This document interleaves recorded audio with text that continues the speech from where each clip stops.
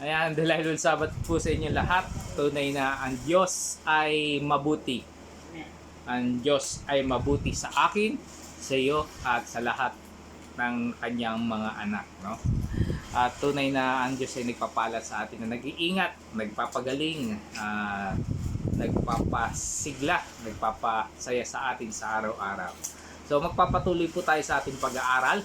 At napag-aralan po natin ang buhay ni Absalom, no? Last week, kung saan siya po ay nilagay niya sa kanyang mga kamay ang batas at pinatay niya ang kanyang half-brother na si Amnon dahil ni-rape nito yung kapatid niya si Tamar, no? Dahil alam niyang mali yung ginawa niya, ang ginawa niya, nagtago siya, no? He ran away, no? Nag-escape siya sa penalty ng kasalanan ginawa niya. Si Absalom po ay nagpunta sa Geshur, no? Pinili niya po yung bayan ng Geshur na kanyang hiding place, no? At hindi siya pumunta doon sa may tinatawag po silang City of Refuge, no? Kung saan doon po nagpupunta yung mga na nakakapatay at hindi pa nagagawaran ng hearing, no? Para protection na hindi sila mapapatay o mapaghihigantihan, pupunta sa City of Refuge. Pero ang pinili nitong si Absalom dahil siya po ay guilty, doon po siya sa Geshur kung saan doon po nanggaling ang nanay niya, no? At ang lolo niya ay hari doon sa Geshur, no? At doon ay welcome siya, nag-stay siya doon for 3 years.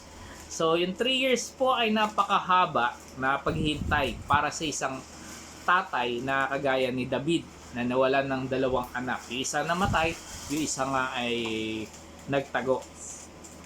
Kaya nga yung susunod nating chapter 14 po ay dito po ay pinahayag dito na yung damdamin nitong si David ay hindi na maitago, no?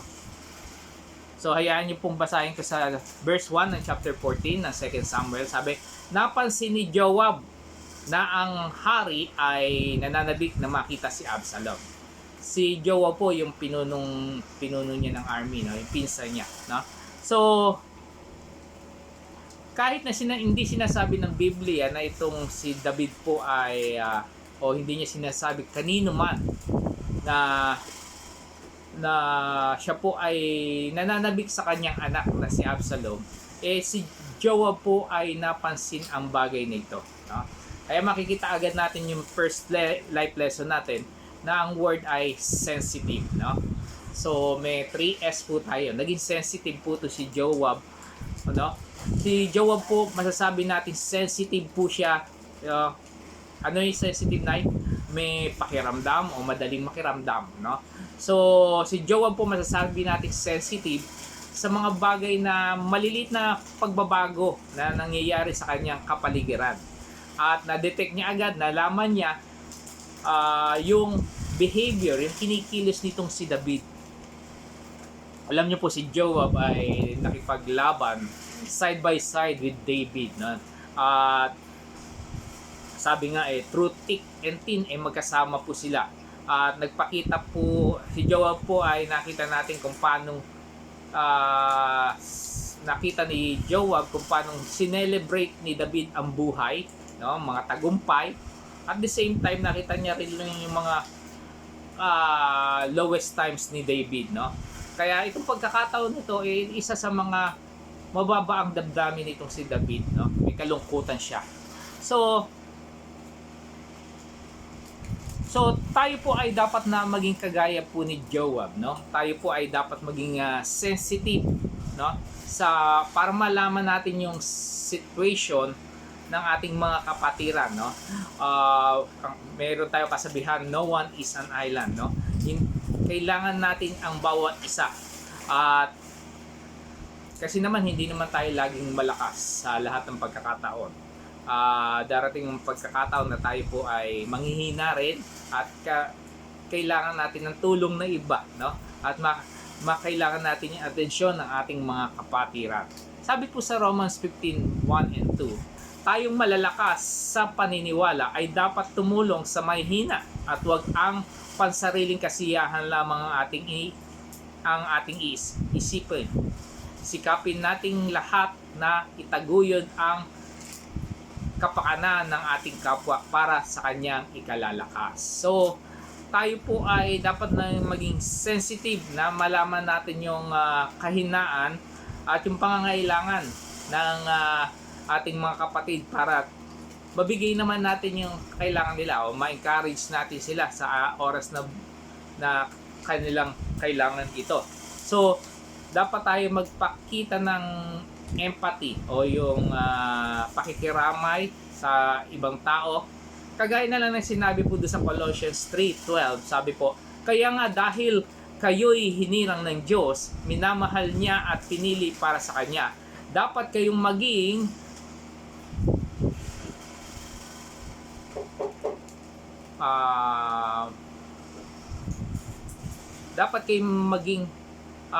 mahalagang, mabait, mapagpakumbaba, mahinahon at mapagtiis, no?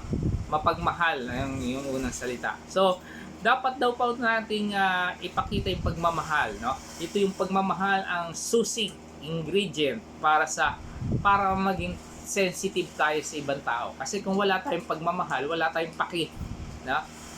Sa ibang tao. Wala tayong pakialam, no? Kung ano man ang nangyayari. Pero kung minamahal natin yung ibang tao, nalalaman natin, nagiging sensitive tayo sa pangangailangan nila at ginagawa natin at tinutulungan. Sabi po sa Philippians 2 verses 3 and 4, huwag kayong gumawa ng anuman dahil sa pansariling layunin, o yun na naman sinabi, o pagyayabang. Sa halip, bilang tanda ng pagpapakumbaba, ituring ninyong higit ang iba kaysa inyong mga sarili. Sabi po sa verse 4, pagmalasakitan ninyo ang kapakanan ng iba at hindi lamang ang sa inyong sarili, ano? So itong si Apostle Paul po ay ni-encourage tayo na bantayan natin ang ating sarili laban sa mga pansariling kagustuhan natin o yung pagtatangi natin o yung pagsiselos natin na maaaring magdala sa atin para sa hindi pagkakaunawaan. Ang pagpapakita raw ng tunay na interes sa ibang tao ay isang positibong hakbang para ma-maintain po natin yung unity sa ating mga kapatiran. At sinabi naman sa Galatians 6:10, kaya nga basta may pagkakataon ay gumawa tayo ng mabuti sa lahat ng tao, lalo na sa mga kapatid natin sa pananampalataya. So, kung kailangan nating tulungan ng ibang tao, unahin na rin natin, no? Gawin natin first priority natin yung mga kapatiran. So, dapat daw po tayo maging aware, no? Nalalaman natin yung leading ng Holy Spirit, no? Mas mainam daw kung tayo maging blessing o nakakatulong sa ibang tao kaysa tayo po yung nangangailangan ng tulong. So, maging sensitive daw po tayo. So, magpatuloy po tayo sa verses 2 to 17. Ito yung medyo mahabang kwento, no? Ito po yung mabilis na response ni Joab sa pangangailangan ni David, no? Si David po kasi nalulungkot at hinahanap niya, namimiss niya yung anak niya, no? So, ang sabi po rito, kaya naghanap siya sa Tekoa ng isang matalinong babae. Nang dumating ito ay sinabi niya, magsuot ka ng panluksa at magkunwari kang biyuda. Huwag kang mag-aayos para magmukha kang matagal nang nagluluksa. Pagkatapos punta ka sa hari at sabihin mo sa kanya ang pagbibiling ko sa iyo. Matapos silang mag-usap ni Joab, lumakad na ang babae. Pagdating sa hari, siya'y nagpatira pa bilang pagbibigay galang. Sinabi niya, tulungan mo po ninyo po ako, mahal na hari. Bakit? Ano ang nangyari sa iyo? Tanong ng hari. Ako po isang byuda. Ito na kwento ng babae. Ako po isang byuda. May dalawa akong anak na lalaki. Minsan po'y nag-away sila sa bukid. Walang umawit sa kanila kaya't napatay ang isa. Dahil doon, pinuntahan ako ng mga kamag-anak ng aking asawa. Galit na galit po sila at pilit na kinukuha ang anak kong buhay upang patayin din dahil sa pagkapatay nito sa kanyang kapatid. Kung magkagayon, mawawala na ang natitirang pag-asa ko sa buhay at mapuputol ang lahi ng aking asawa. Sinabi ng hari, umuwi ka na't ako na ang bahala. Ngunit sinabi ng babae, mahal na hari, anuman po ang inyong maging pasya, kami rin ang dapat sisihin. Wala po kayong dapat panagutan. Sinabi ng hari, kapag may bumanggit pa nito sa iyo, iharap mo sa akin para wala nang gumambala sa iyo. Kung gayon po, siswika ng babae, ipanalangin po ninyo kay Yahweh na inyong Diyos na wag na nilang paghigantihan ang aking anak. Sumumpa ang hari, saksi si Yahweh, ang Diyos na buhay. Walang masamang mangyayari sa anak mo. Isa pa pong kahilingan, kung maaari, kamahalan. Patuloy ng babae. Sabihin mo, sabi ng hari, at nagsalaysay ang babae. Bakit po naman naisipan niyong gawin ang ganoong kasamaan sa bayan ng Diyos? Sa inyo pa rin pong bibig nang galing ang hatol sa inyong kamahalan sa hindi ninyo pagbabalik sa inyong anak na inyong ipinatapon. Mamamatay tayong lahat at matutulad sa tubig na matapos matapon ay hindi na mapupulot. Kung hindi man ibabalik ng Diyos ang buhay ng isang patay, ginagawan naman niya ng paraang mabalik ang isang ipinatapon. Sinabi ko po ito sa inyo dahil sa pagbabanta sa akin ng mga tao. Inisip ko pong kung ito'y ipagtapat ko sa inyo, maaaring dingdingin ninyo ako at tulungan. Kaya't maliligtas ako at ang aking anak sa mga nagtatangka sa aming buhay at naghahangad na ang kinin ang lupang ipinamana ng Diyos sa kanyang bayan. Iniisip ko rin po na ang salita ninyo ang makapagdudulot sa akin ng kapanatagan sapagkat tulad kayo ng anghel ng Diyos na nalalaman ang lahat ng bagay. Sumainyo nawa si Yahweh na inyong Diyos. So medyo mahaba po yun, no? Aside from si Joab po ay pinsan nga ni David, ay matuturing natin si Joab po yung kanang kamay nito, no? At pinagkatiwala ni David kay Joab ang maraming bagay na pakikipaglaban, no? Laban sa mga kaaway, no? At siya po ay loyal kay David. Katunayan nga si Joab po ay nakikipaglaban at kapag malalapit na sila magtagumpay, no? Ang ginagawa niya, tinatawag niya si David. Sabi niya, magtatagumpay na po. Kung hindi ka pupunta rito, yung tagumpay na yan mapupunta sa pangalan ko. Pagpunta ka rito, sa iyo yung katagumpayan, no? Kumbaga, napaka-loyal niya na hindi niya angkinin yung tagumpay ng labanan, no? At gusto niya ibigay lagi kay David. So, masasabi natin na ang Diyos naman ay nasa buhay nitong si Joab, no? Sa kanyang pakikipaglaban sa kaaway, no?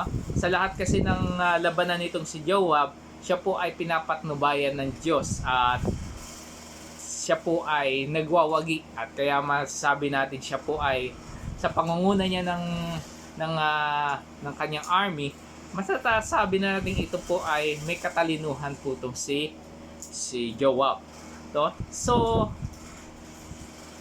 yung katalinuhan niya ay dinisplay niya once again dito sa istorya na itinuro niya doon sa babae, no? So the second life lesson that we're going to take away is the word smart, no? Matalino, marunong, no? At masasabi natin si Joab ay smart o wise, no? So aside from Joab ay sensitive, siya po ay inorchestrate niya, no? Ang isang matalinong ano tayo sa play? Ano yung play? Yung pinanood mong play. Anong sa Tagalog play? Parang drama, pagtatanghal, no? So, inorchestrate niya o siya nag-direct. Para siyang director, writer, director. doon sa isang matalinong pagtatanghal na ginawa ng babae, no? Kung paano kung paano niya matutulungan ang isang nalulungkot na hari. So, nakita natin na si Joab po pumili siya ng isang matalinong babae para lumapit sa hari. Kung pipiliin niya sino-sino lang at may kamamangan, siguro yung intention niya ay papalya, no? At hindi magtatagumpay. So, ang lahat ng bagay ay dinictate niya word for word sa smart na babaeng gagamitin niya, no? Yung istoryang yun na kanyang nilikha, no, ay saktong-sakto, no? Akmang-akma sa dinadalang kalungkutan nitong si David.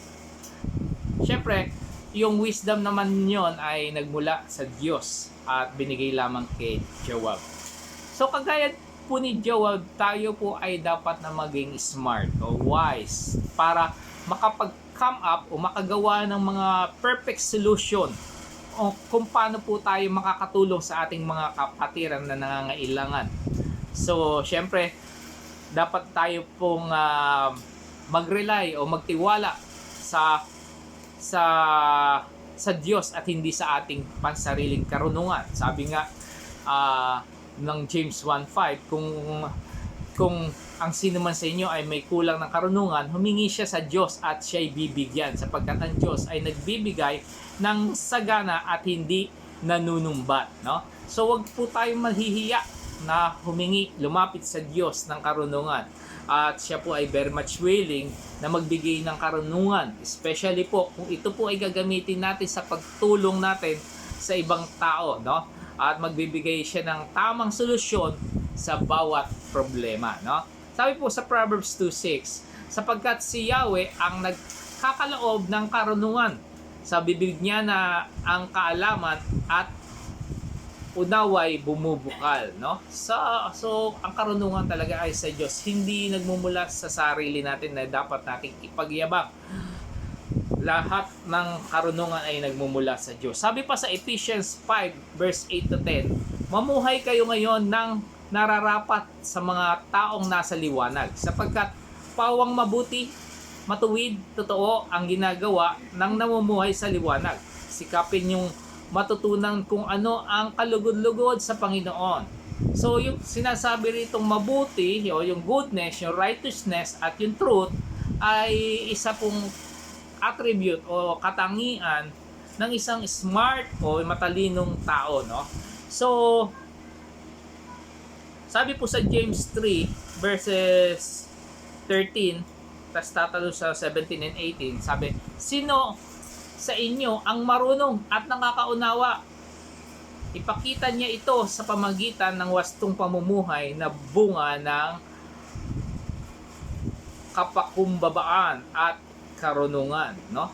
So sabi pa po, ngunit ang karunungan mula sa langit, una sa lahat ay malinis, mapayapa, maamo, mapagbigay, puno ng awa, masaganang pamumunga ng mabubuting gawa, hindi nagtatangi at hindi nagkukunwari. Namumunga ng katwiran, ang binhi ng kapayapaang tinatanim ng taong maibigin sa kapayapaan. So itong mga bagay na ito ay ipamala sa buhay ni Joab, no? Sa kwentong ito, no? At itong mga bagay din na ito ay dapat maipakita natin sa ating pamumuhay, no? So sa pamamagitan ng isang matalino, no, o smart, wise na strategy ni Joab ay yung kalungkutan, yung pagka-miss nitong si David ay nawala. Gumaan ang kalooban nitong si David, no, sa paghahanap niya kay Absalom. Sabi po sa Proverbs 11:25, whoever refreshes others will be refreshed, no? Ang marunong tumulong ay tiyak na tutulungan, no? Kaya kung meron tayong kapatid, naging sensitive tayo at nalaman natin may pangangailangan ng ibang tao, mag-isip na tayo ng kaparaanan kung paano tayo makakatulong, no? Gamitin natin yung wisdom ng Diyos at huwag yung kaparaanan natin. Dahil ang kaparaanan natin ay tiyak na papalya. Manalangin tayo. Yun yung laging unang ina-advise sa atin para ang katalinuhan na nagmumula sa Diyos ay ibigay sa atin. Tapusin na po natin sa 18 hanggang 24. Sinabi ng hari, tatanungin kita, magsabi ka ng totoo. Opo, kamahalan, ang sabi ng babae. May kinalaman ba si Joab sa ginawa mong ito? Tanong ng hari. Meron nga po, tugon niya. Totoo pong ang lingkod ninyong si Joab ang nag-utos nito sa akin. Siya pong kumatha ng lahat ng sinasabi ko. Ginawa po niya ito upang ipaalala sa inyo ang katayuan ng inyong anak. Ngunit kayo, kamahalan, ay kasing talino ng anghel ng Diyos at alam ninyong ang lahat ng nangyayari sa lupain. Dahil sa ginawa ito, tinawag ng hari si Joab at sinabi, pumapayag na akong pauwiin muna itong si Absalom upang buong pagpapakumbabang nagpatira pa si Joab at nang basbasan, sinabi niya, ngayon ko po natiyak ang kagandang loob ng inyong kamahalan sapagkat pinagbigyan ninyo ako sa aking kahilingan. At siya ay nagpaalam, nagtungo agad si Joab sa Geshur at isinama sa Jerusalem si Absalom. Ngunit hindi pinahintulutan ng hari na iharap sa kanya ito. Kaya doon na siya nagtuloy sa sariling tahanan. So na-realize ni David na si Joab ay may kinalaman sa mga nangyayari, no? Nung tinanong niya nga yung babae ay nalaman niya na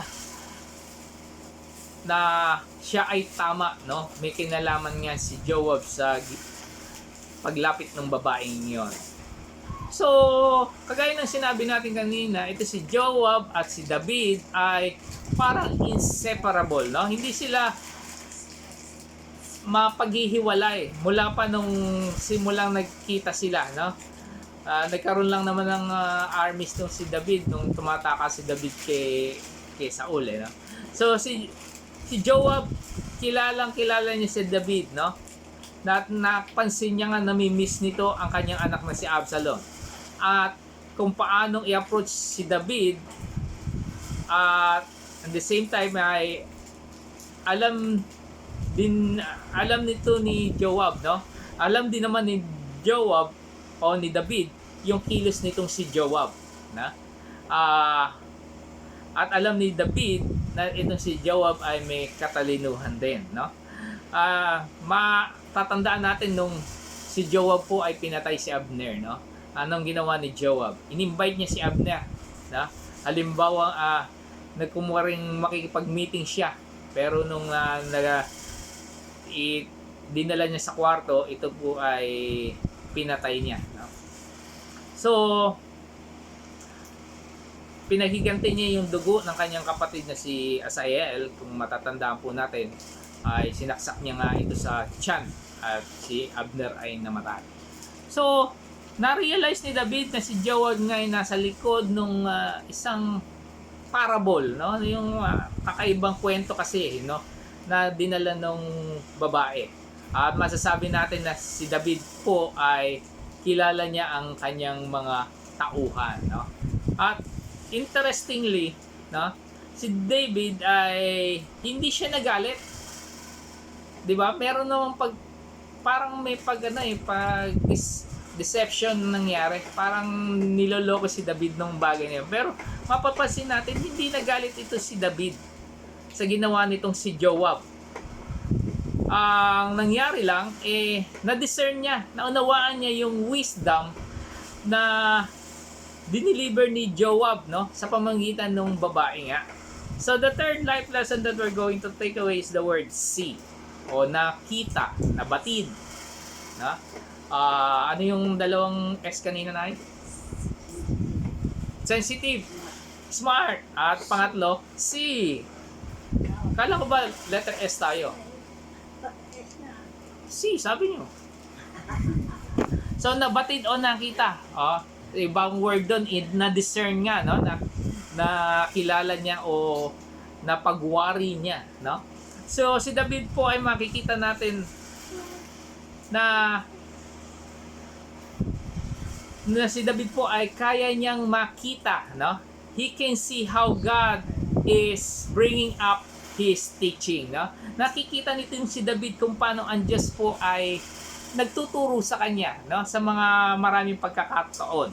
Ang instruction, yung mga reminders, even yung rebukes na pinadadala sa atin ng Diyos sa pamamagitan ng pagbabasa natin ng Biblia, pakikinig natin sa mga aral, sa mga church leader, minsan pakipagkwentuhan natin sa kamag-anak natin, sa kaibigan natin, minsan nga sa mga hindi natin kakilala ay nagpapadala talaga ang Diyos ng kaparaanan para sabihin niya yung pagtuturo niya sa atin o pagre-review.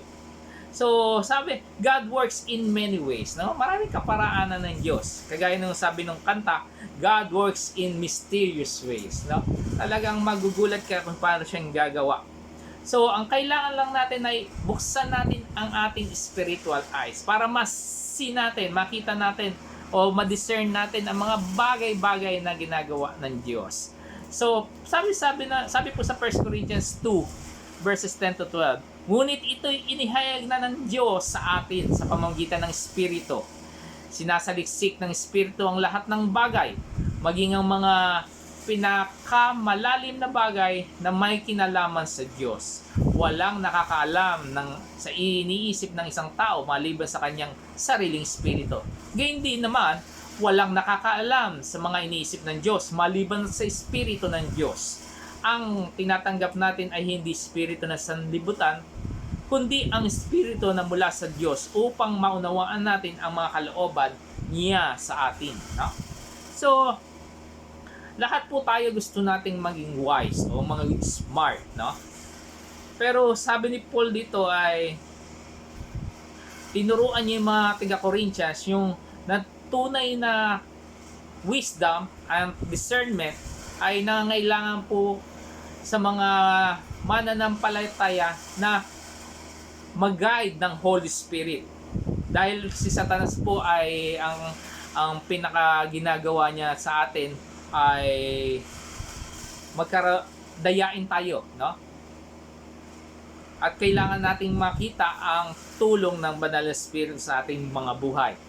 So yung spiritual eyes natin, yung spiritual discernment natin ay nagbibigay kakayanan sa atin para makapagpasya tayo, ma-recognize natin, mabatid natin yung mga kilos ng Banal na Espiritu ng Diyos at makilala natin mabuti yung tama at hindi tama na paggamit ng mga scriptures, no? At ma-identify natin yung correction, yung pagtuturo ng Diyos sa ating mga buhay. So, sa maraming pagkakataon po ay hindi natin nakikita ang kilos ng Diyos, no? At maraming pagkakataon hindi natin naririnig din ang salita ng Diyos. So, at madalas tinatanong na rin natin kung ano man ang nangyayari sa ating mga buhay. Iniisip natin ang Diyos ay hindi nakakarinig o tahimik sa mga kapanahunan natin ngayon. Pero ang katotohanan po, ang Diyos po ay very busy na nagpapala sa kanyang mga anak sa iba't ibang mga kaparaanan ng pagpapala. Nandiyan yung financial, emotional, spiritual blessing, no, Sister Leng. Ang nangyayari lang, Sister Leng, hindi natin napapansin, no? Hindi natin napapansin at hindi natin nakita ang mga bagay na yon. Sabi po sa 2 Corinthians 4 verses 3 to 4, yun po yung nagpapaliwanag kung bakit hindi natin napapansin. Sabi, kung may talukbong pa ang magandang balitang ipinapahayag namin, ito'y may talukbong lamang sa mga napapahamak, no? Kaya pala hindi naintindihan ang salita ng Diyos na inaantok-antok na, no? Kasi hindi naintindihan yung para sa napapahamak. Hindi sila sumasampalataya sapagkat ang kanilang isip ay binulag ng Diyos ng kasamaan sa daigdig na ito upang hindi nila makita ang liwanag ng magandang balita tungkol sa kalwalhatian ni Kristo na siyang larawan ng Diyos, no? So, ang Diyos ay laging nakikipag-usap sa atin. Ang madalas inaayawan lang nating makinig. Ang Diyos ay laging nagpapakita ng kanyang kapangyarihan, pero tayo lang po ay very busy sa mga bagay-bagay ng sanlibutan na ito. Ang diablo po ay nangaakit sa atin, no? Inaalis niya yung attention natin sa Diyos. Inaakit tayo sa pamamagitan ng mga pera, no? Mga kapangyarihan o yung kasiyahan ng ating mga lupang katawan. At pinipiringan ng ating mga mata, no? Pinipiringan ni Satanas ang mata ng mga tao ng Diyos, mga anak ng Diyos, para hindi makita ang liwanag, ang katotohanan ng Diyos, no? Ang isang paraan lang para ma-uncover natin o matanggal natin yung sa ating mga mata at magkaroon tayo ng kakayanan para makita natin uli ang kalooban ng Diyos, ito po yung sinasabi sa Romans 12:2. Sabi rito, huwag kayong makiayon sa takbo ng mundong ito. Sa halip, hayaan ninyong baguhin ng Diyos ang inyong pag-iisip upang maunawaan ninyo ang kanyang kalooban. Sa gayon, magagawa ninyo kung ano ang mabuti, kalugod-lugod at ganap na kalooban ng Diyos. So, kapag nahiwalay natin ang ating mga sarili sa mundong ito, yun lang yung that's the only time na makikita natin, no, ng maliwanag. We can clearly see God's perfect will sa ating mga buhay. Yung Holy Spirit ang siyang magbabago sa atin, i-re-educate niya tayo at i-redirect ang ating mga isipan, no? At para magkaroon tayo ng focus sa pagsunod natin sa Diyos. So, ang lesson natin, Sister Ling, ngayon ay nagtuturo sa atin na maging sensitive po tayo sa pangangailangan ng ibang tao, lalo na sa ating mga kapatiran, no? Sa mga nananampalataya sa Diyos. Kaya maging ready tayo na tumulong, no? Ibigay natin yung helping hand natin sa mga gantong uri ng opportunities, no? Gamitin din natin yung God-given wisdom natin. Maging smart tayo para makapag come up tayo ng effective way kung paano natin matutulungan ng mga kapatiran. Minsan kasi nahihiya sila na tumanggap ng tulong, pero sa pamamagitan ng tulong ng Diyos ay makakaisip tayo ng kaparaanan kung paano sila matutulungan. So, kapag tayo nakakaharap ng mga rebukes, mga instruction, pagtuturo sa atin, hindi dapat tayo magalit, no? Sa mga mensahero ng Diyos na pinadadala sa atin. Dapat makita natin na sila po ay pinadala ng Diyos dahil tayo po ay minamahal ng Diyos at gusto niya tayong matuto sa kanyang harapan. So, yun po ang ating pag-aaral ngayon. Sana po natuto tayo. Delightful Sabbath po sa inyo lahat.